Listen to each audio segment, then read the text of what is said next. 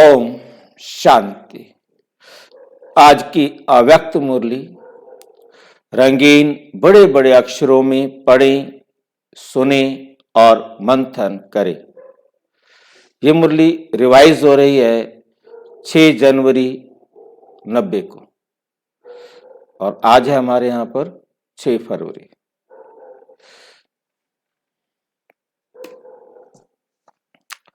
होली हंस की परिभाषा। आज की मुरली का जो सार है होली हंस की परिभाषा। होली हंस किसे कहते हैं? होली हंस किसे कहते हैं? क्या होता है? आज ज्ञान सागर बाप होली हंसों का संगठन देख रहे हैं। आज ज्ञान सागर बाप होली हंसों का संगठन देख रहे हैं। होली हंस अर्थात स्वच्छता और विशेषता वाली आत्माएं। स्वच्छता वाली और विशेषता वाली आत्माएं। स्वच्छता अर्थात मन, वचन, कर्म, संबंध सर्व में पवित्रता। स्वच्छता का मतलब आज हमें बाबा समझा रहे मन, वचन और कर्म, इन तीनों से क्या हो? स्वच्छता। स्वच्छता का मतलब पवित्रता। पवित्रता की निशानी सदा क्या दिखाते हैं? सफेद रंग। पवित्रता की निशानी सदा क्या दिखाया जाता है? सफेद रंग दिखाते हैं। आप होली हंस भी सफेद वस्त्रधारी, साफ दिल अर्थात स्वच्छता स्वरूप हो। तन, मन और दिल से सदा बेदाग अर्थात स्वच्छ हो। तन से भी, मन से भी और दिल से भी सदा बेदाग अर्थात स्वच्छ हो, क्योंकि दाग है तो स्वच्छता नहीं है। अगर कोई तन से अर्थात बाहर से कितना भी स्वच्छ हो, साफ हो, लेकिन मन से साफ ना हो, स्वच्छ तो नहीं हो सकता। स्वच्छ ना हो तो कहते हैं कि पहले मन को साफ करके आओ। तन कितना साफ हो, मन में गंध भरा हुआ है तो उसको कहेंगे ना भाई जरा पहले अपने मन को साफ करके आओ।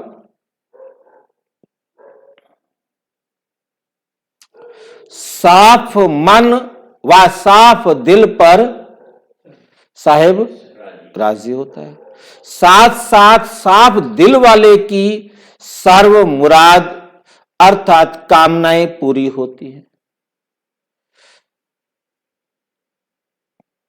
सर्व कामनाएं किसकी पूरी होती हैं? साफ दिल वाले। अंतर हुआ ना? मन वाले का नहीं कहा, तन वाले का नहीं कहा। हंस की विशेषता स्वच्छता अर्थात साफ है। इसलिए आप ब्राह्मण आत्माओं को होली हंस कहा जाता है। चेक करो कि मुझ होली हंस आत्मा की चारों ही बातों में कौन कौन सी 4 बातें हैं? तन, मन, दिल और संबंध। तन, मन, दिल और संबंध में स्वच्छता है। संपूर्ण स्वच्छता व पवित्रता यही इस संगम युग में सबका लक्ष्य है। ये चारों प्रकार की स्वच्छता इस संगम युग का क्या है? लक्ष्य है। इसलिए ही आप ब्राह्मण सो देवता को संपूर्ण पवित्र गाया जाता है, संपूर्ण पवित्र गाया जाता है। सिर्फ निर्विकारी नहीं कि इसमें विकार नहीं है, सिर्फ निर्विकारी नहीं कहते, लेकिन संपूर्ण निर्विकारी कहा जाता है। खाली निर्विकारी नहीं कहा जाता, संपूर्ण निर्विकारी कहा जाता है। 16 कला संपन्न कहा जाता है। सिर्फ 16 कला नहीं कहते, 16 कला संपूर्ण, फिर उसके बाद कहा जाता है संपूर्ण निर्विकारी। लेकिन उसमें संपन्न, खाली 16 कला नहीं कहा जाता, 16 कला के साथ एक शब्द और क्या लगाया जाता है, संपूर्ण। 16 कला संपूर्ण, संपूर्ण निर्विकारी। गायन आपके ही देवता रूप का है, लेकिन बने कब, ब्राह्मण जीवन में व देवता जीवन में। बनने का समय कब होगा, अब संगम युग है। इसलिए चेक करो कि कहां तक अर्थात कितने % में स्वच्छता अर्थात पवित्रता धारण की है। तन की स्वच्छता अर्थात सदा इस तन को आत्मा का मंदिर समझ उस स्मृति से स्वच्छ रखना। जितनी मूर्ति श्रेष्ठ होती है उतना ही मंदिर भी श्रेष्ठ होता है। तो आप श्रेष्ठ मूर्तियां हो या साधारण हो, ब्राह्मण आत्माएं सारे कल्प में नंबर 1 श्रेष्ठ आत्माएं। ब्राह्मणों के आगे देवताएं भी सोने तुल्य हैं और ब्राह्मण हीरे तुल्य हैं। तो आप सभी हीरे की मूर्तियां हो, कितनी ऊंची हो, कितनी ऊंची हो गई, इतना अपना स्वमान जान इस शरीर रूपी मंदिर को स्वच्छ रखो, स्वच्छ रखो। सदा ही सादा हो लेकिन स्वच्छ हो, सादा और क्या हो, स्वच्छ। इस विधि से तन की पवित्रता सदा रूहानी खुशबू का अनुभव कराएगी। ऐसी स्वच्छता पवित्रता कहां तक धारण हुई। देह भान में स्वच्छता नहीं होती, लेकिन आत्मा का मंदिर समझने से स्वच्छ रखते हो।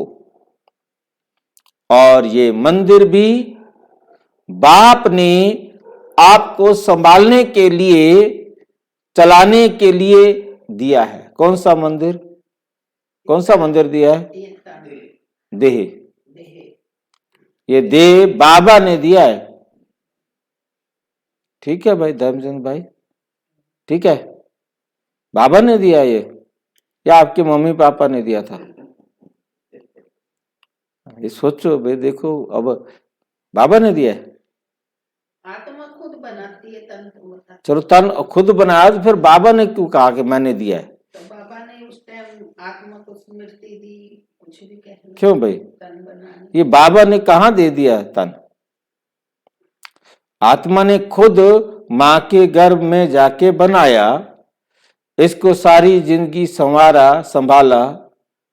अब आके कहता है कि ये तो मेरा तन है और मैं तुम्हें दे रहा हूं। उसी का ही है सब कुछ। कैसे कैसे उसका, ये तो समझ में आया ना। अब बना रहे हैं ना संगम युग पे। नहीं, हमने उसको दे दिया, जब हमने तन मन धन बाबा को दिया तब उसने इस पर अपना अधिकार रखा, वरना तो उसने अपना भी नहीं रखा। ठीक है, कहा कि अब ये तन आपने मुझे दे दिया, अब इस तन को जैसे मैं कहता हूं वैसे तुम चलाओ। अब मैं तुम्हारा श्रेष्ठ भाग्य लिखने की विधि सिखा रहा हूं, तो इस मेरे तन से तुम श्रेष्ठ भाग्य लिखो।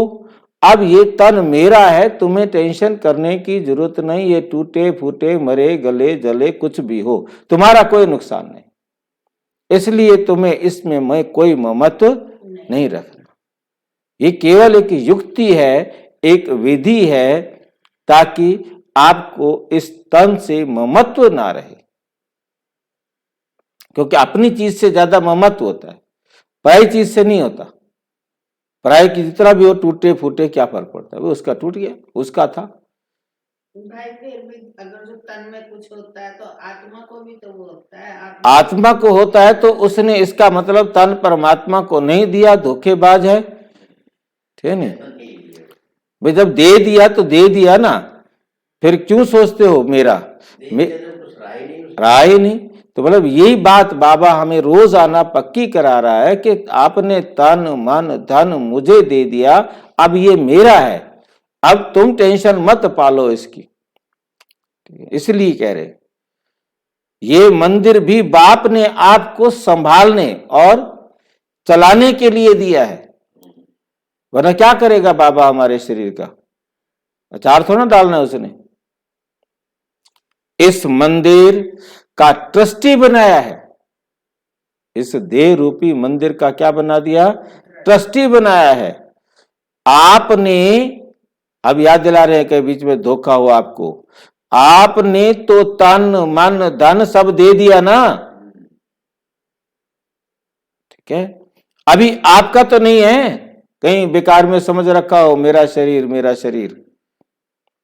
मेरा कहेंगे या तेरा कहेंगे, तो ट्रस्टीपन स्वतः ही कैसा होता है, नष्टो मोहा। ट्रस्टी जो होता है उसको वो नहीं होता मेरा है नहीं, ट्रस्ट का है, मैं तो संभालने वाला। अर्थात स्वच्छता और पवित्रता को अपने में लाता है, मोह से स्वच्छता नहीं, लेकिन बाप ने सेवा दी है। ऐसे समझ तन को स्वच्छ पवित्र रखते हो ना, वह जैसे आता है वैसे चलाते रहते हो। स्वच्छता भी रूहानियत की निशानी है।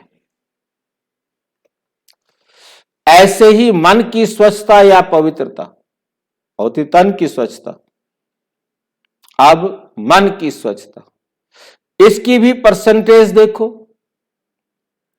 सारे दिन में किसी भी प्रकार का अशुद्ध संकल्प मन में चला तो इसको संपूर्ण स्वच्छता नहीं कहेंगे। मन के प्रति बाप दादा का डायरेक्शन है, क्या डायरेक्शन है, मन को मेरे में लगाओ, मन को मेरे में लगाओ, वह विश्व सेवा में लगाओ, वह विश्व सेवा में लगाओ। मन मना भाव, इस मंत्र की सदा स्मृति रहे,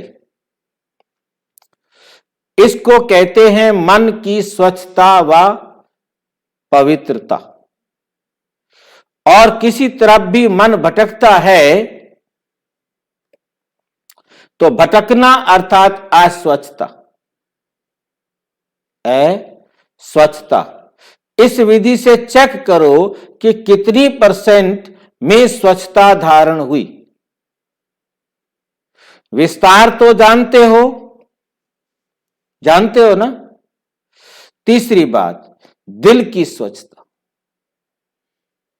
पहले थी तन की स्वच्छता, दूसरी मन की स्वच्छता, कि अब हमें सिर्फ वही सोचना है जो बाबा की श्रीमत है।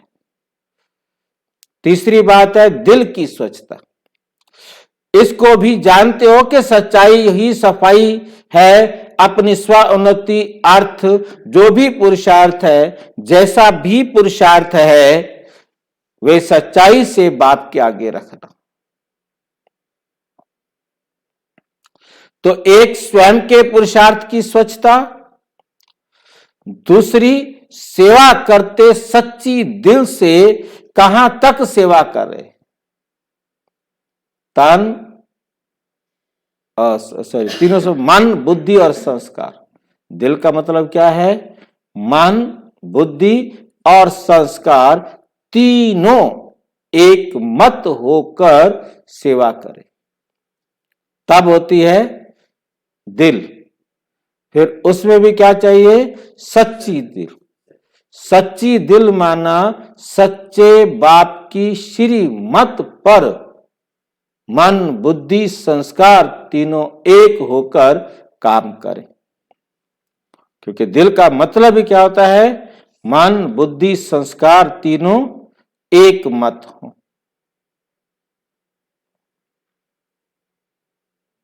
अगर कोई भी स्वार्थ से सेवा करते हो, कोई भी स्वार्थ से सेवा करते हो, तो उसको सच्ची सेवा नहीं कहेंगे।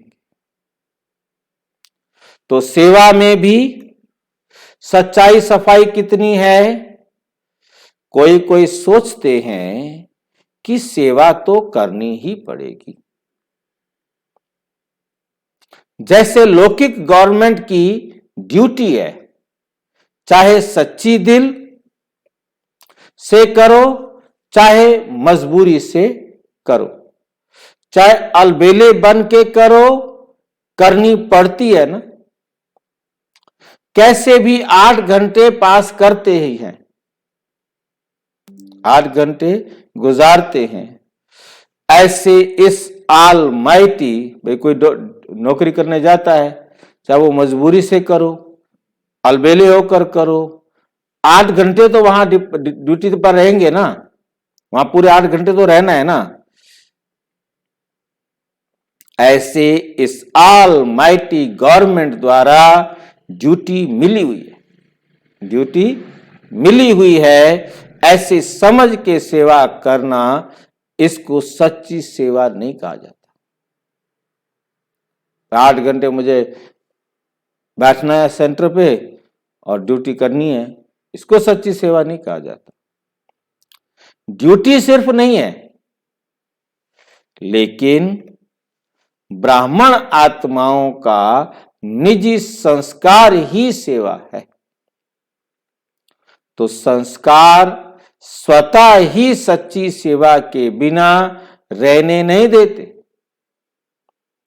तो ऐसे चेक करो कि सच्ची दिल से, अर्थात ब्राह्मण जीवन के स्वतः संस्कार से कितने % की सेवा की।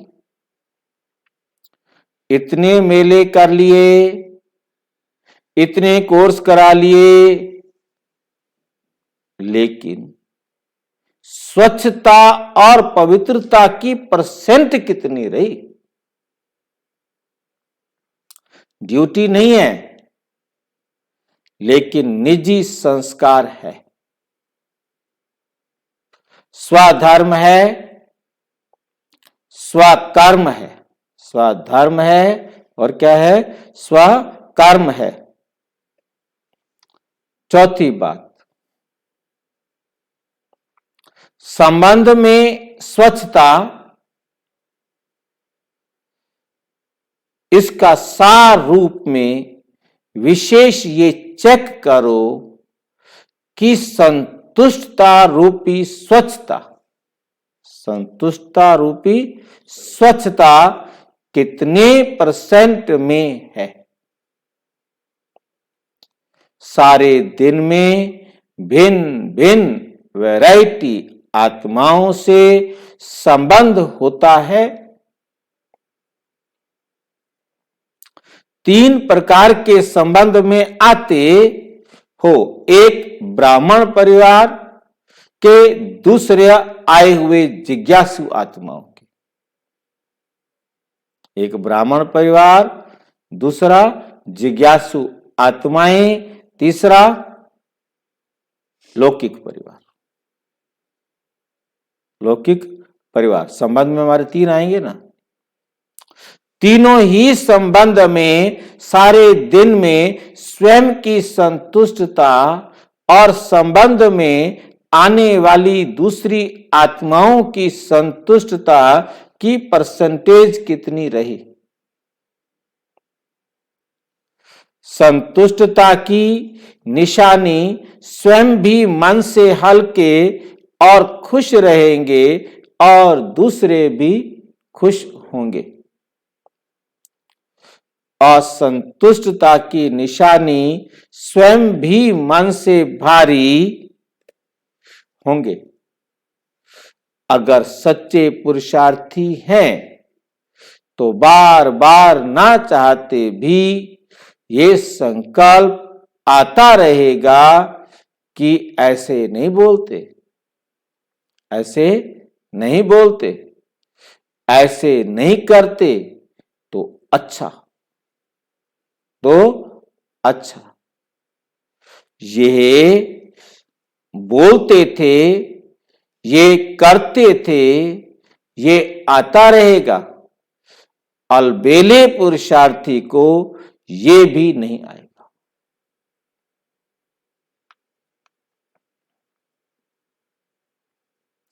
जो अलबेला होगा ना, उसको ये भी नहीं आएगा। मैं जो कर रहा हूं ना, ठीक कर रहा हूं। तो ये बोझ खुश रहने नहीं देगा, हल्का रहने नहीं देगा। संबंध की स्वच्छता अर्थात संतुष्टता, यही संबंध की सच्चाई और सफाई है। सच्चाई और सफाई है। इसलिए आप कहते हो सच तो बिठो नच, अर्थात सच्चा सदा खुशी में नाचता रहेगा। तो सुना होली हंस की परिभाषा। अगर सत्यता की स्वच्छता नहीं है तो हंस ही हंस हो। स्वच्छता नहीं है तो क्या आपको हंस कहें? लेकिन होली हंस नहीं, हंस हो, होली हंस नहीं। तो चेक करो, संपन्न और संपूर्ण का जो गायन है वे कहां तक बने हैं। अगर रामानुसार आज भी इस शरीर का हिसाब समाप्त हो जाए तो कितनी % में पास होंगे? वह ड्रामा को कहेंगे थोड़ा समय ठहर जा, मैं जरा ये काम कर लूं, % बढ़ जाएगी। जैसे पेपर खत्म होने वाला था ना, सर जी रुको रुको रुको, एक मिनट। वो सर जी तो रुक जाएंगे, परंतु ये सर जी ये रुकने वाला नहीं है। 1 सेकंड तो 1 सेकंड बस।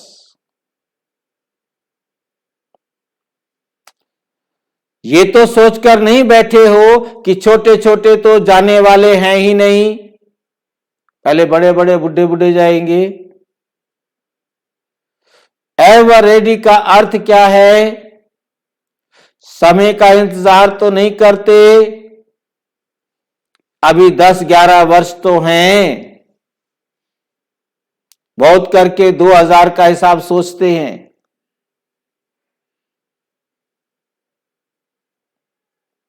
क्या वंडरफुल बात है। 2000 का हिसाब क्या है? साकार मुरली में बाबा ने कहा है। ये मुरली कभी काम नहीं आई या चेंज किया है। 2000 का तो नहीं सोचते, 69 में कहा था। 69 से पहले साकार मुरली है ये, नहीं अव्यक्त है ये। 6 फरवरी 1969 90। तो मतलब ये कहा कि 2000 तक तो नहीं सोचते हो कहीं, लेकिन सृष्टि के विनाश की बात अलग है। अपने को एवर रेडी रखना अलग बात है।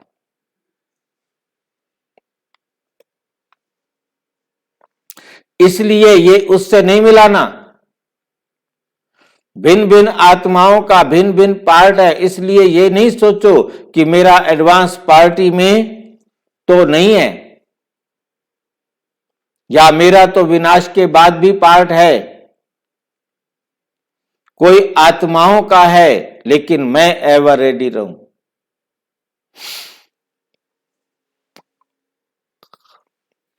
क्योंकि मेरा तो अभी भी शरीर छूट सकता है ना,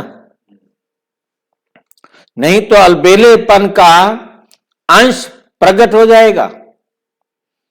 एवर रेडी रहो, फिर चाहे 20 वर्ष जिंदा रहो, कोई हर्जा नहीं, लेकिन ऐसे आधार पर नहीं रहना। इसको कहते हैं होली हंस। ज्ञान सागर के कंठे पर आए हो ना, तो आज होली हंस की स्वच्छता सुनाई, फिर विशेषता सुनाएंगे।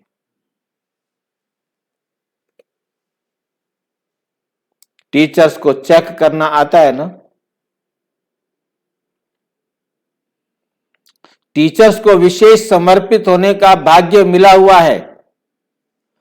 चाहे प्रवृत्ति वाले भी मन से समर्पित हैं, फिर भी टीचर्स का विशेष भाग्य है। काम ही याद और सेवा का है। चाहे खाना बनाती या कपड़े धुलाई करती, वे भी यज्ञ सेवा है। वे भी अलौकिक जीवन प्रति सेवा करती हो। प्रवृत्ति वालों को दोनों तरफ निभाना पड़ता है। आपको धुलाई करते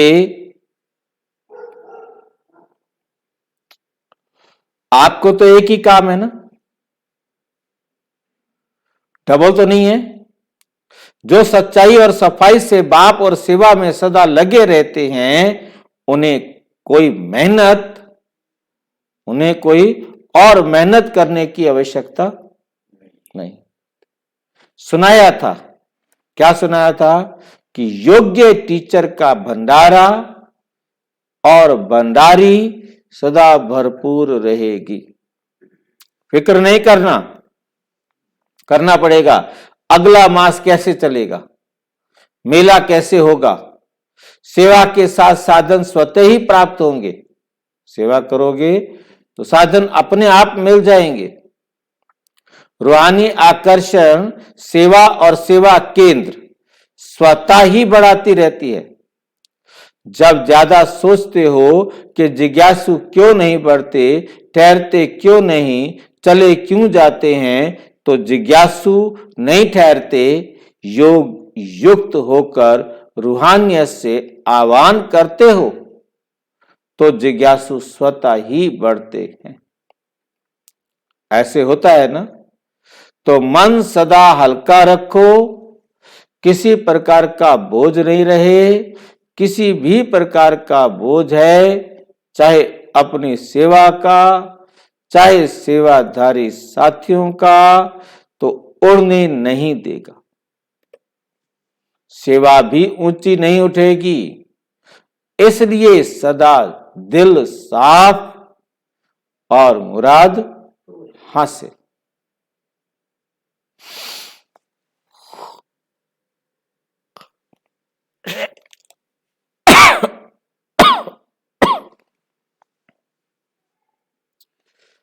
दिल साफ और मुराद हासिल करते रहो। प्राप्तियां आपके सामने स्वतः ही आएंगी। क्या सुना? सर्व रूहानी प्राप्तियां हैं ही ब्राह्मणों के लिए, तो कहां जाएंगी? अधिकारी ही आप लोगों का है। अधिकार किसका है? आप लोगों का है। अधिकार कोई छीन नहीं सकता। अच्छा, सार्वहोली हंसों को, चारों ओर के सच्चे साहेब को, राजी करने वाले सच्चे दिल वाली श्रेष्ठ आत्माओं को, सदा स्वयं को एवर रेडी रखने वाले नंबर 1 बच्चों को, सदा अपने को गायन योग्य, संपूर्ण और संपन्न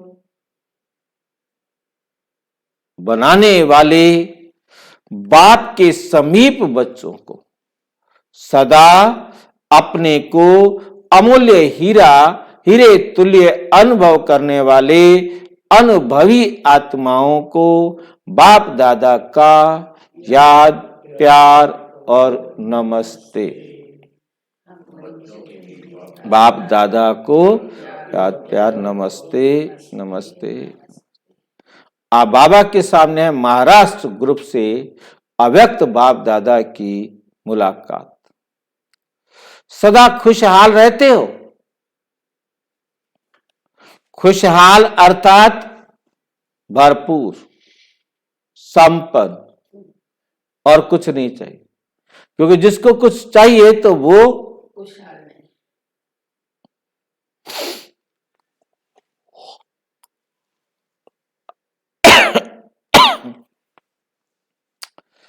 खुशहाली स्वयं को भी प्रिय, औरों को भी प्रिय लगती है।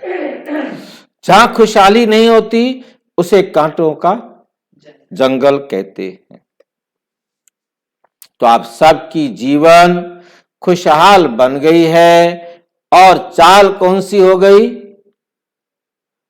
उड़ती कला वाली फरिश्ते की चाल हो गई। तो हाल है, हाल भी अच्छा और चाल भी अच्छी। दुनिया वाले मिलते हैं तो पूछते हैं ना, हाल चाल पूछते हैं ना, तो आपका क्या हाल चाल है, तो क्या जवाब देते हो? पूछते हैं आपसे कोई, तो क्या जवाब देते हो? बस। हाँ, और क्या कहते हैं? हाल खुशहाल है, फरिश्ते वाली चाल है। ठीक है, ताकि उनको फिर मिले ना, ये क्या बोल रहे हो भाई, ऐसे तो हमने सुना नहीं। तो फिर उनको बताओ, आओ तो हम आपको भी ऐसा बना देवें। ठीक है कि नहीं? सेवा करने के लिए हाल खुशहाल है और फरिश्ते वाली चाल है। दोनों ही अच्छे हैं ना, हाल भी अच्छा और चाल भी अच्छा। खुशहाली में कोई कांटे नहीं आएंगे। पहले कांटों के जंगल में जीवन थी, आप बदल गए। अब फूलों की खुशहाली में आ गए। सदा जीवन में दिव्य गुणों के फूलों की फुलवाड़ी लगी हुई है। दिव्य गुणों के गुलदस्ते का चित्र बनाते हैं ना, वह दिव्य गुणों का गुलदस्ता कौन सा है? आप हो ना, या दूसरे कोई हैं? कांटों का कभी गुलदस्ता नहीं बनता। गुलदस्ता किसका बनता है? फूलों का गुलदस्ता बनता है। सिर्फ पत्ते ही होंगे तो भी कहेंगे गुलदस्ता ठीक नहीं है। आप स्वयं दिव्य गुणों का गुलदस्ता अर्थात खुशहाल हो गए। जो भी आपके संपर्क में आएगा उसे दिव्य गुणों के फूलों की खुशबू आती रहेगी, और खुशहाली देख करके खुश होंगे, शक्ति का भी अनुभव करेंगे। इसलिए आजकल डॉक्टर्स भी कहते हैं बगीचे में जाकर पैदल करो। तो खुशहाली औरों को भी शक्तिशाली बनाती है और खुशी में भी लाती है। इसलिए आप लोग कहते हो कि हम एवर हैप्पी, चैलेंज भी करते हो। अगर किसी को एवर हैप्पी बनना हो तो हमारे पास आओ। आप सभी को बाप की स्मृति दिलाएंगे तो एवर हेल्दी, एवर वेल्दी और एवर हैप्पी। ये आपका जन्म सिद्ध अधिकार है। यह अधिकार आपको तो मिल गया ना। सभी को कहते हो कि जन्म सिद्ध अधिकार है, चाहे शरीर बीमार भी हो तो भी मन तंदुरुस्त है ना। मन तंदुरुस्त है ना। मन खुश तो जहान खुश, और मन बीमार तो शरीर भी बीमार, पीला हो जाता है। मन ठीक होगा तो शरीर का रोग भी महसूस नहीं होगा। ऐसे होता है ना, क्योंकि आपके पास खुशी की खुराक बहुत बढ़िया है। दवाई अच्छी होती है तो बीमारी भाग जाती है। आपके पास जो खुशी की खुराक है वे बीमारी भगा देती है, भुला देती है। तो तन मन खुश, जहान खुश, जीवन खुश। इसलिए सदा एवर हेल्दी भी हो, एवर वेल्दी भी हो और एवर हैप्पी भी हो। एवर हैप्पी भी हो। जब स्वयं हो एवर हेल्दी, एवर वेल्दी और एवर हैप्पी, दूसरों को भी चैलेंज कर सकते हो।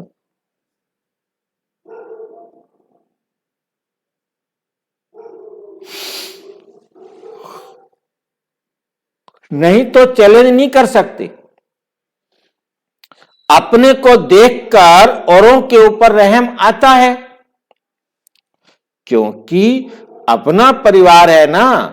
चाहे कैसी भी आत्माएं हैं, लेकिन है तो एक ही परिवार के। जिसको भी देखेंगे तो महसूस करेंगे कि ये हमारा ही भाई है, हमारे ही परिवार का है। परिवार में भी कोई नजदीक के होते हैं, कोई दूर के होते हैं। लेकिन कहेंगे तो परिवार के ना, चाहे दूर के हो तो चाहे नजदीक के हो। जैसे बाप रहमदिल है, बाप से यही मांगते हैं कि कृपा करो, रहम करो, तो आप भी कृपा करेंगे, रहम करेंगे ना। क्योंकि बाप समान निमित्त बने हुए हो। ब्राह्मण आत्मा को कभी भी किसी आत्मा के प्रति घृणा नहीं आ सकती। रहम आएगा, घृणा नहीं आ सकती, क्योंकि जानते हैं कि चाहे कंस हो, चाहे जरासंधी हो, चाहे रावण हो, कोई भी हो, लेकिन फिर भी रहम दिल बाप के बच्चे घृणा नहीं करेंगे। परिवर्तन की भावना रखेंगे, कल्याण की भावना रखेंगे, फिर भी अपना परिवार है, परवश है, परवश के ऊपर कभी घृणा नहीं आती। सभी माया के वश हैं तो परवश के ऊपर दया आती है, रहम आता है। जहां घृणा नहीं आएगी वहां क्रोध भी नहीं आएगा। जब घृणा आती है कि उसने गलत किया तो क्रोध आता है। जहां रहम होता है वहां शांति का दान देंगे। दाता के बच्चे हो ना, तो शांति देंगे, शांति देंगे ना। अच्छा, आज का वरदान है, ज्ञान खजाने द्वारा मुक्ति जीवन मुक्ति का अनुभव करने वाले सर्व बंधन मुक्त भाव। ज्ञान रत्नों का खजाना सबसे श्रेष्ठ खजाना है। इस खजाने द्वारा इस समय ही मुक्ति जीवन मुक्ति की अनुभूति कर सकते हो। ज्ञानी तो आत्मा वह है जो दुख और अशांति के सब कारण समाप्त कर अनेकानेक बंधनों की रस्सियों को काट कर मुक्ति व जीवन मुक्ति का अनुभव करे। अनेक व्यर्थ संकल्पों से, विकल्पों से और विकर्मों से सदा मुक्त रहना, यही मुक्त और जीवन मुक्त अवस्था है। मुक्त और जीवन मुक्त अवस्था है। स्लोगन, विश्व परिवर्तक वे है जो अपनी शक्तिशाली वृत्तियों से वायुमंडल को परिवर्तन कर दे। विस्तार से जानने के लिए विश्व में 140 देशों में प्रजापिता ब्रह्मा कुमारी ईश्वरीय विश्वविद्यालय के किसी भी सेवा केंद्र पर संपर्क करें या 9213106986 पर केवल टेलीग्राम करें। फोन नहीं। ओम शांति।